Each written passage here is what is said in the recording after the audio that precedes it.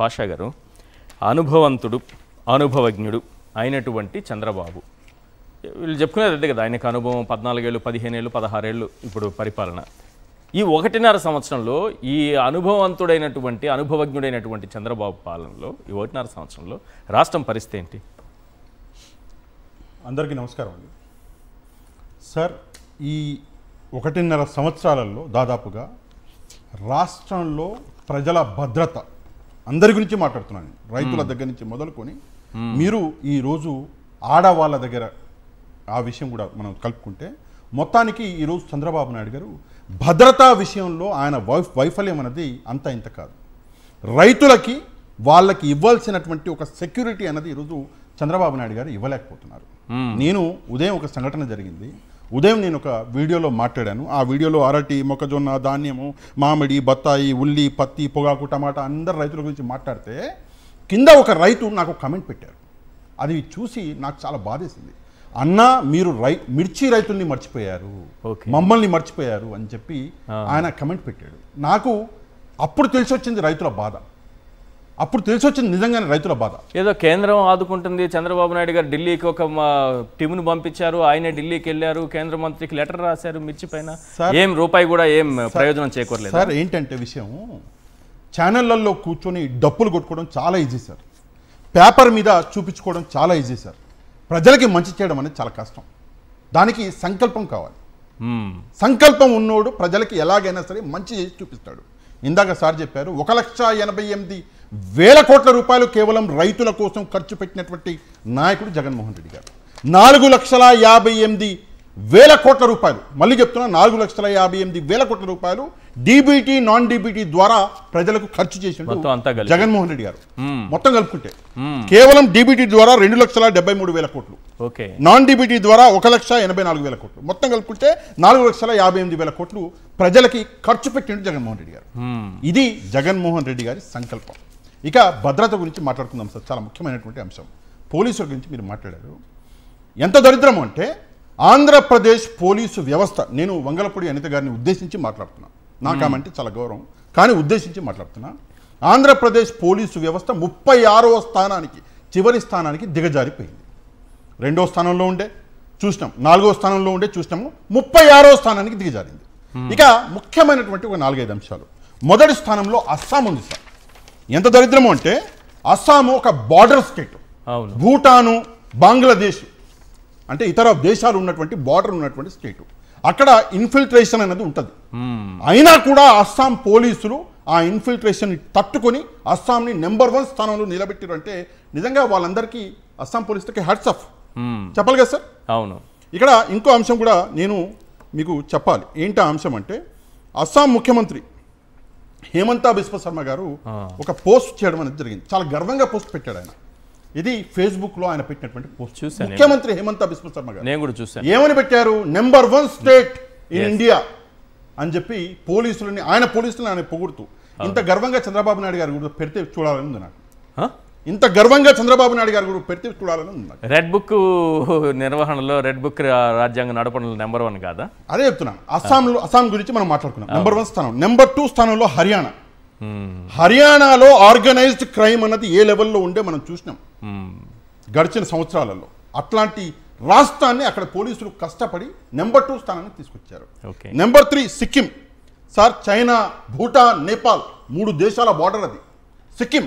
అయినా పోలీసులు అక్కడ ఎంత బాగా పనిచేసి 3వ స్థానానికి తీసుకొచ్చారు ఆ రాష్ట్రాన్ని. ఇది నెక్స్ట్ వచ్చేసి జమ్మూ కాశ్మీర్. చిన్న పిల్లల్ని అడిగినా చెప్తారు జమ్మూ కాశ్మీర్ అంటే ఒక అంటే టెర్రరిజం ఎక్కువ ఉన్నటువంటి ప్రాంతం. ఆ పోలీసులు కూడా 4వ స్థానంలో నిలిచారు అంటే నిజంగా hats off. Bihar sir, Bihar నా చిన్నప్పటి నుంచి వింటున్నా, వెనకబడ్డ రాష్ట్రము, వెనకబడ్డ రాష్ట్రము, జంగల్ రాజ్ నేను విన్నా. అట్లాంటి బీహారు ఈ రోజు ఏంటి సార్ స్థానం, 15వ స్థానం బీహార్ది. దాని తర్వాత దరిద్రం సార్ మణిపూర్. అంటే నేను వాళ్ళని పొగుడుతున్నా, మణిపూర్ ఈ రోజు కూడా కాలుతుంది. నిన్ననే మీరు వార్త వింటారు, నిన్న కూడా మణిపూర్ లో సమస్యలు ఇష్యూస్ వచ్చాయి. అట్లాంటి మణిపూర్ 21వ స్థానంలో ఉంది సార్. వీళ్ళందరూ అరుణాచల్ ప్రదేశ్ 20 అనుకుంటా, ఒకసారి చూడండి సార్. అరుణాచల్ ప్రదేశ్ కూడా 20వ స్థానంలో ఉంది. అరుణాచల్ ప్రదేశ్ ఎస్, అంటే నేను అన్ని తీసుకోలేదు, మీరు చెప్తున్నారు కాబట్టి. అయితే ఈ ఇష్యూస్ చూడండి, 100 మార్కులు మీరు చదువుకున్నప్పుడు మనకి 100 మార్కులు ఉండే. పాస్ అవ్వాలంటే 35 మార్కులు తీసుకురావాలి. 34 తీసుకొచ్చినా మనం ఫెయిల్ అయిపోయేవాళ్ళం, మీకు గుర్తునే ఉంటుంది. అట్లాంటిది ఈరోజు అస్సాం 72 మార్కులు, 72 పైన, హర్యానా 62 పైన, సిక్కిం 60 పైన, జమ్మూ కాశ్మీర్ 59 పైన, బీహార్ 47 పైన, మణిపూర్ 45 పైన, ఆంధ్రప్రదేశ్ 16.70. అంటే పాస్ అవ్వడానికి కూడా వీలు లేకుండా సగం కంటే తక్కువ, 35లో సగం కంటే పాస్ మార్కుల్లో కూడా ఎంత వెనకబడిపోవడం, సగం కంటే తక్కువ. ఏదో 35కి దగ్గరలో ఉన్నారు, 30లో ఉన్నారు, 32లో ఉన్నారు అనుకుంటే పర్లేదు, అది కూడా కాదు. ఇది ఆంధ్రప్రదేశ్ లో ప్రస్తుతం పరిస్థితులు. దాంట్లో చెప్పారు అప్పులు, అన్ఎంప్లాయ్మెంట్, ఉపాధి హామీ, క్యాబినెట్లో ఉన్నటువంటి వాళ్ళపైన ఉన్నటువంటి క్రిమినల్ కేసులు, అగ్రికల్చర్ విషయం, వీటన్నిటిలో కూడా ఏ రంగాల్లో టాప్లో పెట్టారు చెప్పండి. నేను వస్తాను సార్, ఇందులోకి వస్తాను. కానీ ఒక చిన్న విషయం చెప్పొస్తాను. వీళ్ళు తీసుకున్న 4 పారామీటర్స్ సెంట్రల్ గవర్నమెంట్ తీసుకుంది కదా, ఏంటి? పరిపాలన, సంస్కరణ, నిర్వహణ, సామర్థ్యము, సమాచార సాంకేతికత, సమన్వయము, 4 పాయింట్లలో తీసుకున్నారు కదా. కింది 2 పాయింట్లు ఒకసారి చూస్తే సమాచార సాంకేతికత 0 వచ్చింది ఆంధ్రప్రదేశ్కి, 25 మార్కులలో 0. ఇక్కడ ఒక విషయం చెప్పాలి సార్, ఏంటంటే సాంకేతికత దేవుడెరుగు. పోలీస్ స్టేషన్లో సీసీటీవీ ఫుటేజ్ తెండి అయ్యా అని కోర్టు చెప్తే కుక్కలో కోతులు ఎత్తుకపోయినాయి అన్నారు. కోతులు ఎత్తుకపోయినాయి.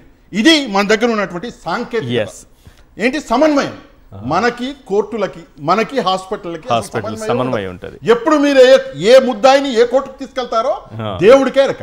ఇక మీరు అడిగినటువంటి ప్రశ్న సార్, అప్పులలో మనము చంద్రబాబు నాయుడు గారి ఆల్ టైమ్ రికార్డు, అంటే మీరు ఏప్రిల్ నుంచి సెప్టెంబర్ చూపించారు, మొత్తం కలుపుకుంటే 2,17,000 కోట్లు అనుకుంటా. సబ్జెక్ట్ టు కరెక్షన్ 2,15,000 కోట్లు దాదాపు. ఇది చంద్రబాబు నాయుడు గారికి చెల్లింది. ఎందుకంటే ఒకవేళ ఈ పరిస్థితులు అంటే ఉండకూడదు, ఒకవేళ ఉంటే వీళ్ళు పొద్దున లేస్తే సాయంత్రం దాకా ఈ పచ్చ మీడియాలో కూర్చొని మైకులు బద్దలయ్యేటట్టు అరిచేవాళ్ళు. జగన్మోహన్ రెడ్డి గారు అప్పులతో రాష్ట్రాన్ని అది చేస్తున్నాడు, ఇది చేస్తున్నాడు అని. ఇది ప్రస్తుతం ఉన్నటువంటి పరిస్థితి. సార్, నిరుద్యోగం గురించి, నిరుద్యోగంలో టాప్ 2nd లో ఉన్నాం. గర్వపడండి సార్, గర్వపడండి. ఎందుకు అంటే 20 లక్షల ఉద్యోగాలు ఇస్తాము అని చెప్పి ఇవ్వలేకపోతే 3,000 రూపాయలు నిరుద్యోగ వృత్తి ఇస్తామని ఈ రోజు 17 నెలల నుంచి 3,000 రూపాయలు ఒక్క వ్యక్తికి కూడా ఇవ్వలేనటువంటి పరిస్థితులు మనం ఆంధ్ర రాష్ట్రంలో చూసుకుంటూ కూడా మనం ఈ రోజు చంద్రబాబు నాయుడు గారు భలే పని చేస్తున్నారే. ఆయన పొద్దుటి నుంచి సాయంత్రం దాకా మీడియాలో బాగా వస్తారే, ఆయన అసలు అడిచిపోడే, ఆయన ఫేస్ లో కొంచెం కూడా అది టెన్షన్ ఉండదే అని చెప్పేసి మాట్లాడుతున్నటువంటి ఎవరో అన్నారు ఒక మాట, మేధావులు ఉన్నారు మీడియాలో యాంకర్లు కనిపించినంత వాళ్ళకంటే ఎక్కువగా చంద్రబాబు నాయుడు గారు కనిపిస్తుంటారు. మీ ఇప్పుడు విషయం సరే మీ గురించే మాట్లాడుతుంది, మీకు గంట కనిపిస్తారు అంతేగా. అంతే. చంద్రబాబు నాయుడు గారు ఒక రోజు డేటా చూస్తే మీరు 2-3 గంటలు కనిపిస్తారు. ఆ 2-3 గంటల తర్వాత సాయంత్రం డబ్బులు వేరు, మళ్ళీ ఆయన డబ్బులు తీసుకొస్తారు. ఆయన కోసం డబ్బులు కొట్టేటటువంటి వ్యక్తులు చాలా మంది ఉన్నారు. చివరిగా ఒకటి, ఇప్పుడు అన్ఎంప్లాయ్మెంట్ 18.63, 18,63,000 మంది జాబ్ కార్డులను తొలగించారు. ఎంతమందికి ఇస్తామన్నారు ఉద్యోగాలు? 20,000 కదా, 20 లక్షలు కదా.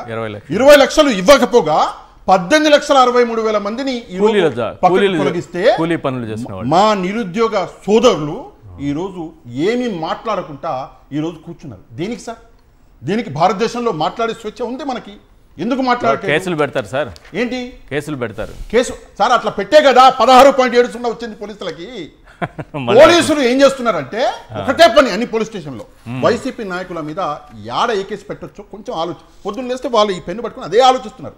అందుకే 16.70 వచ్చింది. నిజంగా రాష్ట్రంలో ఇంకొక అంటే అనకూడదు, ఇంకో 20 రాష్ట్రాలు ఉంటే మనకి ఆ 20 కిందకు వచ్చేదేమో. ఇప్పుడు రైతు పంట నాశనం చేసుకుంటున్నాడు, తగలబెట్టుకుంటున్నాడు, రోడ్లో పడేస్తున్నాడు కష్టపడి పండించిన పంటని. అలా చేసినా సరే అతనిపైన కూడా కేసు పెడుతున్నారు. 21వ తారీఖు ఉద్దేశపూర్వకంగానే నువ్వు తగలబెట్టేస్తున్నావు, ఉద్దేశపూర్వకంగానే రోడ్లో పడేస్తున్నావు, 21వ తారీఖు ఈనాడు రైతుల మీద కేసులు. అదే చెప్తున్నా, 21వ తారీఖు ఈనాడులో మొన్న 21 అరటి కిలో రూపాయి, అరటి కిలో రూపాయి. పక్కన ఫోటో ఇచ్చారు, గొర్రెలు మేస్తున్నాయి అరటి పండ్లు. నేనే వేస్తాను చూడండి అక్కడ. అరటి కిలో రూపాయి ఎవరేసారు? సాక్షి కాదు, ఈనాడు. ఇది పరిస్థితులు అయితే సార్ ఒక్క సెకండ్ అంతే. క్రైమ్ గురించి ఈరోజు నారా లోకేష్ గారు చేసినటువంటి మహత్తరమైన పని ఏంటంటే ఎడ్యుకేషన్ సిస్టమ్ని ఆయన ఏ లెవెల్కి తీసుకెళ్లారు సార్. గత 2 నెలల్లో 14 మంది విద్యార్థుల జీవితాలు నాశనం అయిపోయినాయి. అమ్మాయి అది కూడా ఏంటి సార్? ఎవరు? ఈ రాజకీయ నాయకులు, ఈ టీడీపీ నాయకులు, ఈ జనసేన నాయకులు. అంబేద్కర్ కోనసీమ 6వ తరగతి చదువుతున్నటువంటి విద్యార్థిని. ఇది మొదటి కేసు. ఇట్లా మీరు చూసుకుంటూ పోతే ఎన్నున్నాయి కేసులు? 14 కేసులు 2 నెలల్లోనే. వీళ్ళందరూ ఎవరు? విద్యార్థినులు.